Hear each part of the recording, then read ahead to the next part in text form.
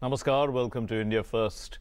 North Korea tested the Pukguksong-2, a Korean-style new type strategic weapon system. They did so on Saturday, and according to the South Korean Defense Ministry, it was launched near the western city of Kusong and flew east about 500 kilometers before falling into the Sea of Japan.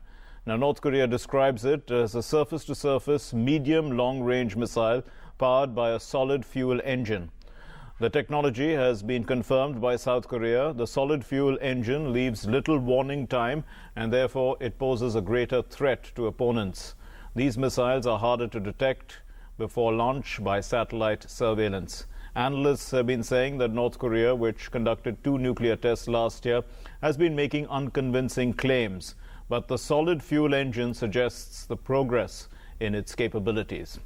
And to discuss all this, we have with us in the studio 2 distinguished guests. Pinak Ranjan Chakrabarti is Distinguished Fellow at the Observer Research Foundation and former Secretary, Ministry of External Affairs.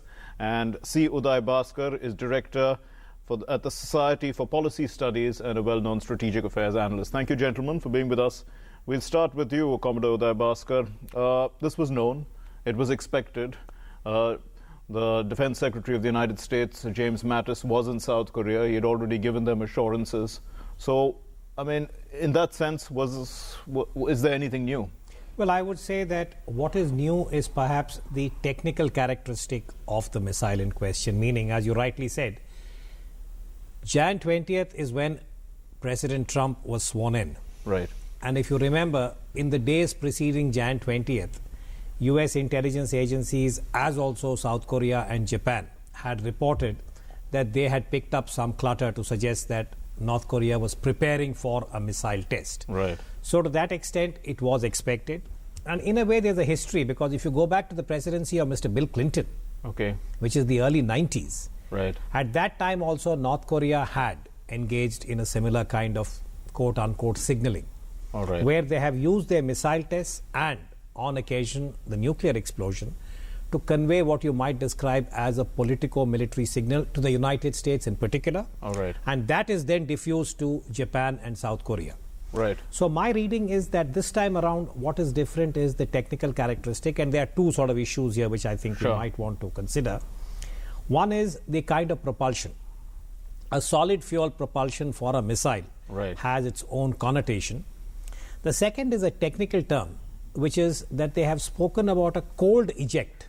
Okay. Now that is used normally for a submarine when you do a launch of a ballistic missile. Right. And the third, which is a bit indeterminate at this point, I think we should await more information, is the use of appropriate heat shields for the re-entry. So these, I would say, are the 3 technical parameters that merit a little more scrutiny. Mr. Chakrabarti, where is Pyongyang getting all this technology from? I mean, is it developing it itself? Is it developing it by itself? Because it's an isolated country.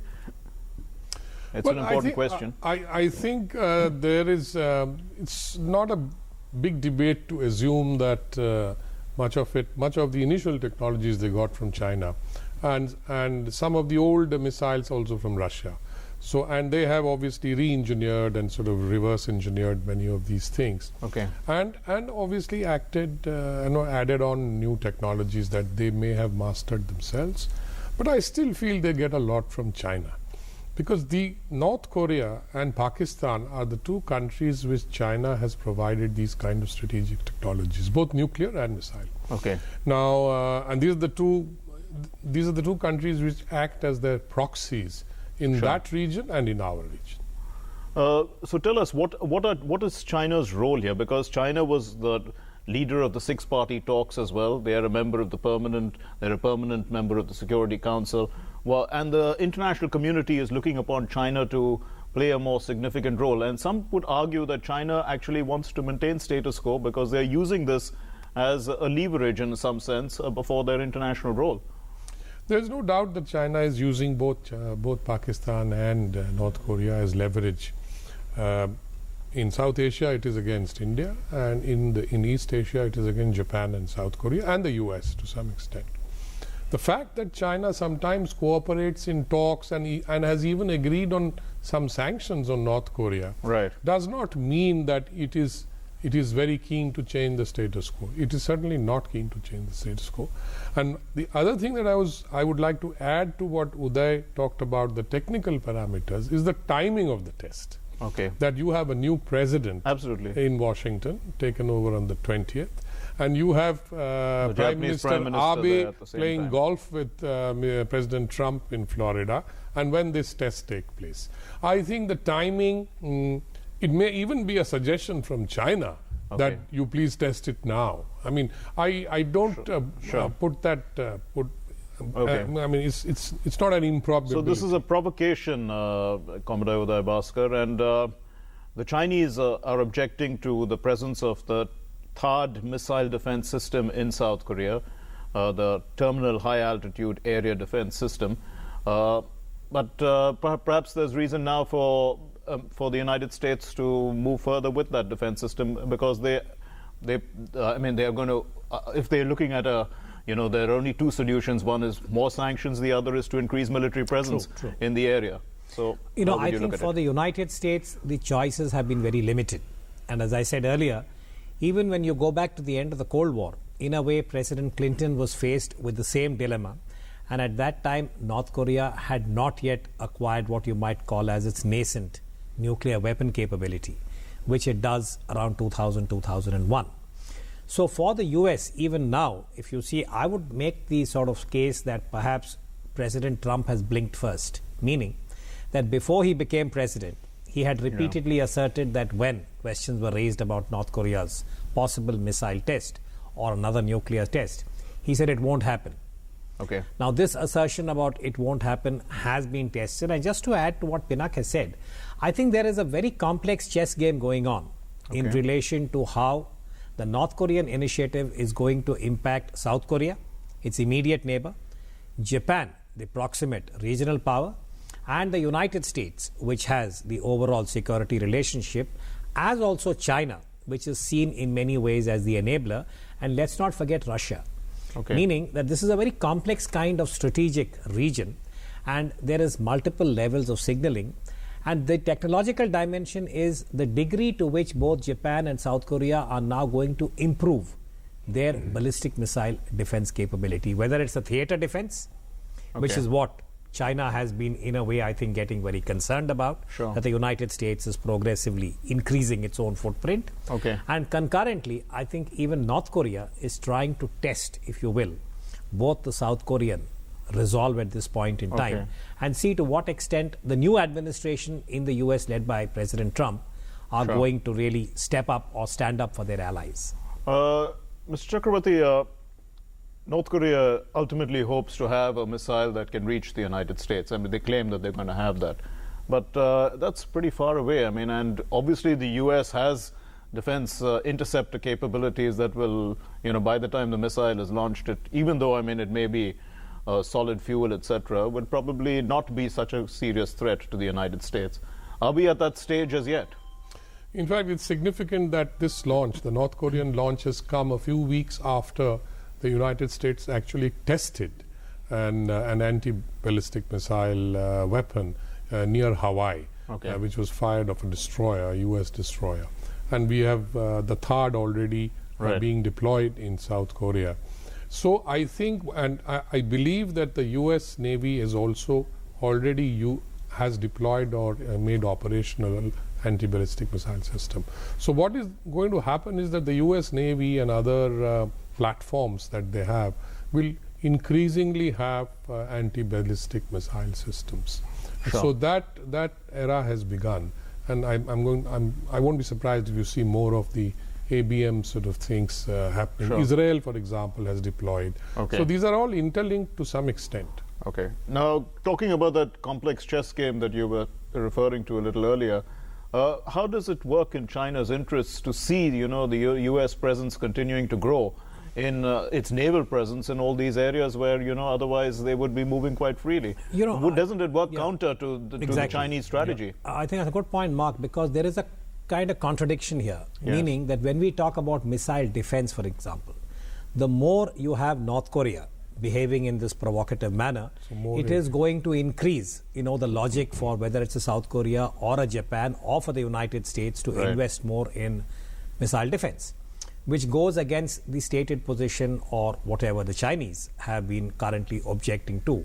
So that is the contradiction which is embedded, which I think draws attention to the degree to which Beijing is able to influence or be able to, in a way, lead North Korea by the hand, if you will, about how it is engaging itself. But I have another point to add, this question about how vulnerable is the United States, the mainland of the United States, because President Trump has repeatedly said it's America first. Yes. More than the security of Japan and South Korea, hypothetically, it is what America is going to face as a threat. At this point, again, I would say that perhaps North Korea does not pose a tangible threat yet, because the distances we are talking about are between 8,500 to 9,000 kilometers. Which is a lot of, shall we say, range to acquire. Currently, North Korea has demonstrated at best what you might describe as a medium-range ballistic missile capability. Sure. Even if we believe that their earlier tests, which were all, like any country that is trying to acquire a missile capability, you prove each system. Propulsion, for instance, heat shields, which is for re-entry, and then the guidance. So they are moving, but personally, I would say that the probability that they have acquired 9,000 kilometers range and that they pose a threat to the United States is not really valid. Okay. That's a very, very, I would say, low exigency. It's unconvincing. But right my now. sense is the UN Security Council is having an emergency meeting and they're going to raise all these issues. We're going to take a short break at this point in time. There's a lot more to discuss. We're discussing the consequences of North Korea's latest medium-range ballistic missile test. Stay with us. अगर मैं कहूँ सूर्य रोशनी के साथ देते हैं हवा भी, मानना पड़ेगा। सूर्य फैंस, हवा का नया नाम। सूर्य फैंस, मेरी पसंद और आपकी सूर्य। सरिता जी, इन दिनों आप अपने खान पान का ध्यान तो रखती हैं ना? अरे ये क्या, भोजन में साधारण नमक? आयोडीन युक्त नमक का इस्तेमाल करें। आपके शरीर में आयोडीन की कमी से आपका शिशु शारीरिक और मानसिक रूप से कमजोर हो सकता है। आयोडीन नमक इन सारी परेशानियों से आपको बचा सकता है। ये नमक बाजार में आसानी से उपलब्ध है। बच्चों को हंसता खेलता बचपन दें, अपनी संतान का भविष्य संवारें। सवारी जिंदगी चुटकी भर नमक, आयोडीन नमक। अगर मैं कहूँ सूर्य रोशनी के साथ देते हैं हवा भी, मानना पड़ेगा। सूर्य फैंस, हवा का नया नाम। सूर्य फैंस, मेरी पसंद और आपकी सूर्य। सफलता के लिए चाहिए एक संकल्प। जीएसटी, कई करों की जगह एक कर। सफलता के लिए चाहिए सुगमता। जीएसटी, वस्तुओं का बाधा रहित प्रवाह करेगा व्यापार आसान। सफलता के लिए चाहिए दमदार स्ट्रोक। जीएसटी, एक राष्ट्र, एक कर, एक बाजार। जीएसटी, आजादी के बाद सबसे बड़ा कर सुधार, अर्थव्यवस्था के बेहतर परफॉर्मेंस के लिए। मुझे मिला, मुझे मिला, मुझे भी मिला और मुझे भी। अल्पसंख्यक कार्य मंत्रालय की इस योजना में छोटे कारोबारियों के लिए है टर्म लोन यानी मियादी कर्ज, जिसमें 10 लाख तक की मदद का प्रावधान है। एनजीओ से जुड़ी अल्पसंख्यक महिलाओं के लिए है माइक्रो फाइनेंस स्कीम यानी लघु वित्त योजना, जिसमें है 50,000 तक का कर्ज। इसके अलावा माइनॉरिटी कम्युनिटी के स्टूडेंट्स के लिए है एजुकेशन लोन स्कीम, जिसमें है प्रोफेशनल और टेक्निकल एजुकेशन के लिए बहुत ही कम ब्याज दरों पर लोन। तो आप भी एनएमडीएफसी की कर्ज स्कीम से लाभ उठाएं। हुनर को हौसला। मैं ये नहीं पूछूंगा कि आप शौच के लिए कहाँ गए। मैं ये भी नहीं पूछूंगा कि अगर आप खुले में शौच के लिए गए तो क्या आपने अपने बच्चे की जान को खतरे में डाला? क्या आपके गांव की बच्चियों को खुले में शौच करते हुए किसी ने बुरी नजर से देखा? आप खुद समझदार हैं, सक्षम हैं। आप ये तो जानते ही होंगे कि हमारे देश में 70,000 से ज्यादा गांव के लोगों ने खुले में शौच की प्रथा को खत्म कर दिया है। गांव के बच्चे, महिला, पुरुष सब इस लक्ष्य में जुटे। निगरानी समितियां बनी जिन्होंने खुले में शौच कर रहे लोगों को समझाया, शौचालय बनाया, उनका इस्तेमाल करना सिखाया। क्या आपका गांव भी बनेगा खुले में शौच से मुक्त? आइए स्वच्छ भारत अभियान से जुड़िए। अब नहीं तो कब?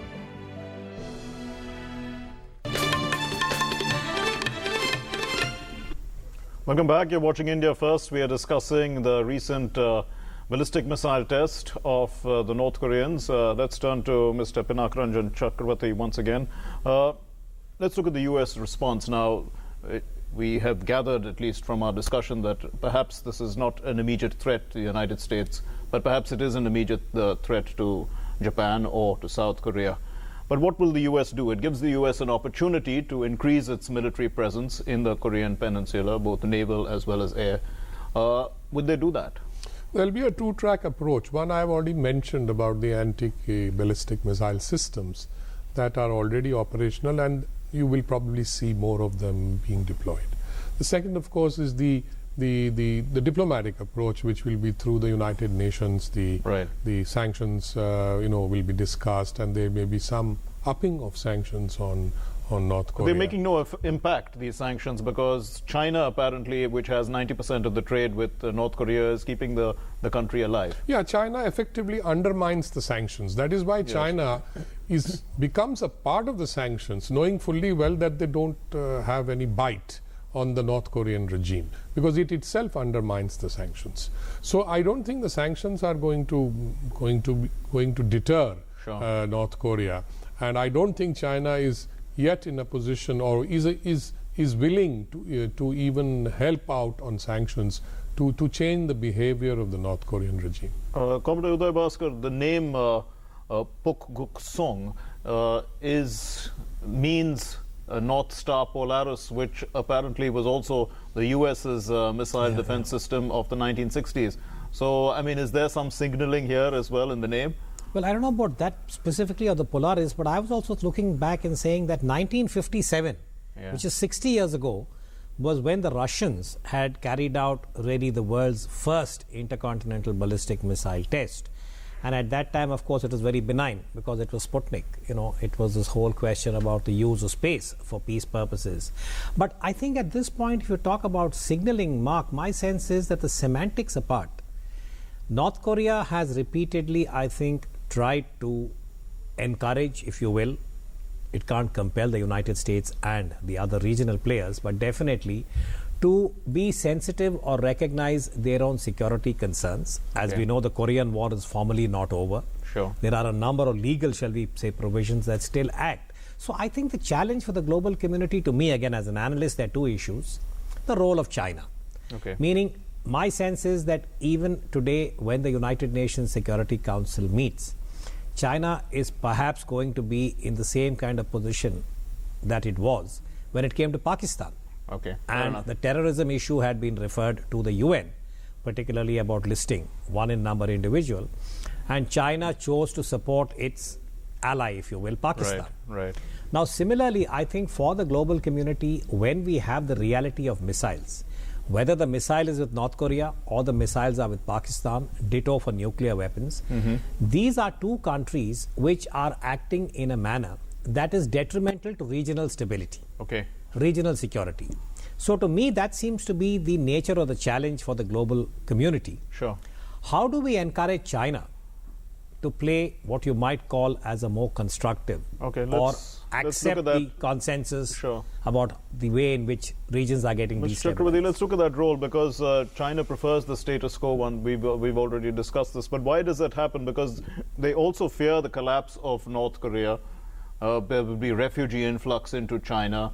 And of course, if South Korea, takes over, if there is a united Korean peninsula, it would be an ally of the United States, which would again weaken the Chinese position. So they have certain issues, and they're unlikely to, change this and they're probably likely to keep North Korea as an ally, despite it being a state that's going rogue.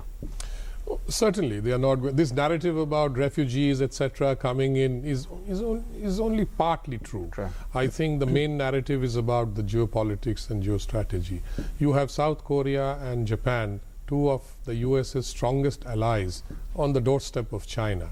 And with India, China's own behavior has been, and we all know that they have been using Pakistan as a proxy, because India is probably the only other large country in Asia with our kind of growth. So China wants to keep India in check.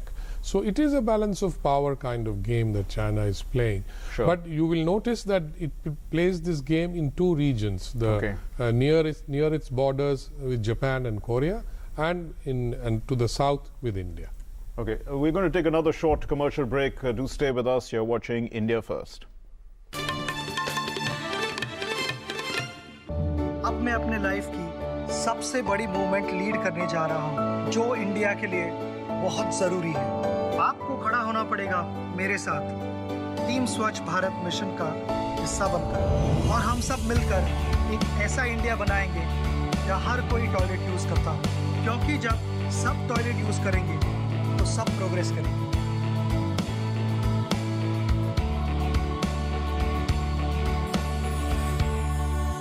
अगर मैं कहूँ सूर्य रोशनी के साथ देते हैं हवा भी, मानना पड़ेगा। सूर्य फैंस, हवा का नया नाम। सूर्य फैंस, मेरी पसंद और आपकी। सूर्य। प्रधानमंत्री ग्राम सड़क योजना ने हम गांव वालों के लिए तरक्की के रास्ते खोल दिए। सड़क के गड्ढों की फोटो खींच रहे हो? कोई खास बात है क्या? अरे काका, मेरे मोबाइल फोन में मेरी सड़क ऐप है, जिससे प्रधानमंत्री ग्राम सड़क से जुड़ी कोई भी जानकारी सरकार तक भेजी जा सकती है। सड़क से जुड़े सुझाव या शिकायत पर सरकार वाजिब कार्यवाही करती है। प्रधानमंत्री ग्राम सड़क से जुड़ी कोई भी बात, मेरी सड़क एंड्रॉइड ऐप अब हर पल मेरे साथ। अगर मैं कहूँ सूर्य रोशनी के साथ देते हैं हवा भी, मानना पड़ेगा। सूर्य फैंस, हवा का नया नाम। सूर्य फैंस, मेरी पसंद और आपकी। सूर्य। क्या बात है राशिद, फर्स्ट डिवीजन में पोस्ट ग्रेजुएशन करने के बाद भी तुम उदास हो? लेकिन सर वो सोच रहे होगे कि खर्चा कहाँ से आएगा? हैं? चिंता मत करो, क्योंकि अब तुम्हारे साथ है Maulana Azad national fellowship. Fellowship हमारे लिए सर? हाँ, तुम्हारे लिए और अल्पसंख्यक समुदाय के उन स्टूडेंट्स के लिए जिनकी सालाना पारिवारिक आय 2.5 लाख रुपए से कम है और जिन्होंने किसी भी सरकारी विश्वविद्यालय से जूनियर रिसर्च फेलोशिप या एमफिल के लिए आवेदन दिया। मदद हमारी, मंजिल आपकी। अगर मैं कहूँ सूर्य रोशनी के साथ देते हैं हवा भी, मानना पड़ेगा। सूर्य फैंस, हवा का नया नाम। सूर्य फैंस, मेरी पसंद और आपकी। सूर्य। Welcome back. Let's turn to Commodore Uday Bhaskar. Well, this is not going to be some World War III kind of situation because, I mean, the role of the superpower, the only superpower currently, I mean, it may be provoked, but it's not going to act to that extent. And one could argue also that, you know, I mean, it also accentuates the role of China to some extent because they gain some prominence because out of this peace. I mean, that's the chess game that you were talking about earlier. So how do you view this? I mean, are we moving towards some sort of a configuration like that? Two things, Mark. First, I agree with you. I don't think this is the beginning of World War III because we have seen over the last 20-25 years, North Korea has used its missile/nuclear capability to signal whatever it thinks it's appropriate. My sense is this is more of a test for the United States under President Trump. Okay. Because this is the first major issue that is being referred to the United Nations Security Council in a formal manner. It does not allow the President of the US to really resort to the equivalent of Twitter. And did you notice before the test, he had already gone back to the traditional foreign policy of the United States? And he read out the equivalent of a prepared text and said that, you know. No, he agreed to the one China policy also. And so he's hewing back to what you might call as the traditional lines. But at the same time, President Trump has also been indicating that he is perhaps going to rearrange the relationship with the allies. It's the same president who, as president-elect, said perhaps Japan should go nuclear.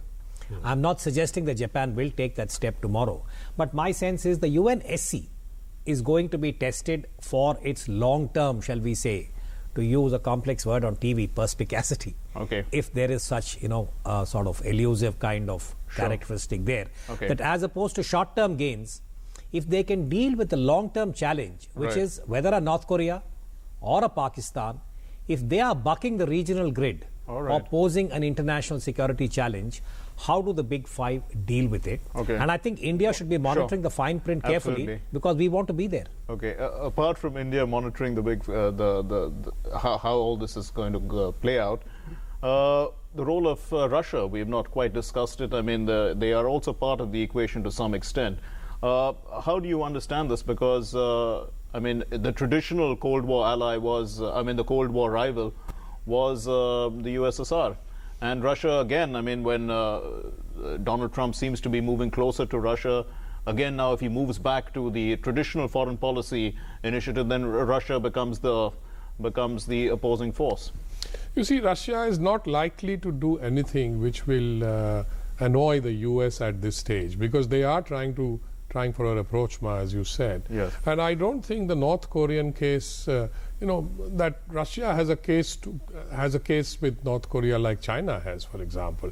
So I think Russia will also hew to the traditional line as far as the North Korea is concerned. And at this point in time, when the equation with Trump is being created, I don't think they are going to do anything that will go against American policy. We leave it there. Thank you very much, gentlemen, for joining us here on India First. Pyongyang's latest announcement, it mentions Pukguksong 2, and in August it had test-fired what it said was a submarine-launched ballistic missile and called it Pukguksong 1. The name, as we said earlier, translates to North Star or Polaris, and North Korea claims that it has developed an intercontinental ballistic missile. It's capable of hitting the United States mainland, but it has not tested it as yet. And many people believe that this is unconvincing currently. Well, the test took place while the Japanese Prime Minister Shinzo Abe was in the United States, and he called the test absolutely intolerable. And the US President Donald Trump was at his side, and he said that he's 100% behind Japan. Well, the United States, Japan, and South Korea responded by requesting this urgent UN Security Council meeting.